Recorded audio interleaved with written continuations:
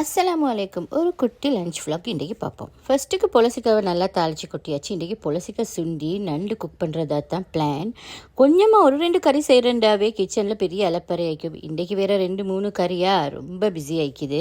இன்றைக்கி நண்டு மசாலா தான் செஞ்சு கொள்ள போகிறேன். ஃபர்ஸ்ட்டுக்கு நான் கிளம்பு வந்த நேரம் எனக்கு நண்டு குக் பண்ணவே பயமைஞ்சி. எனக்கு கசினோட ஒய்ஃப் தான் எனக்கு நண்டு குக் பண்ண சொல்லி தந்தாங்க. இன்றைக்கி அதுலேயும் கொஞ்சம் டிஃப்ரெண்ட்டாக நண்டு மசாலா செய்ய போகிறேன். பொலசிக்காய் சுண்டலுக்கும் இன்றைக்கி நல்லாவே க்ரீன் சில்லி எல்லாம் போட்டு இடித்து செஞ்சுக்கணும். அதில் வேறு பீன்ஸும் இன்றைக்கி குக் பண்ண வேணும். ஸோ வெஜிடபிள்ஸ் கூட இருந்தால் குக் பண்ணிட்டேன், அநியாயமாவது தானே. அது மட்டும் இல்லை, வெஜிடபிள்ஸ் நல்லாவே சாப்பிடணும் கட்டாயமாக. நண்டுக்கு எப்பயுமே முருங்கைக்காய் கீரை கொஞ்சம் தூவிக்கோங்க, அது மிச்சமே நல்ல.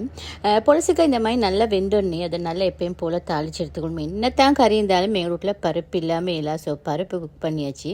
இன்றைக்கி கார்லிக் ரைஸ் தான் செஞ்சேன். அதுவும் பாஸ்மதியில் சூப்பராக வந்துருச்சு. இன்றைக்கான கரிஸ் இதுதான். சூப்பராக கமெண்ட்டில் சொல்லுங்கள். தேங்க்ஸ் ஃபார் வாட்சிங்.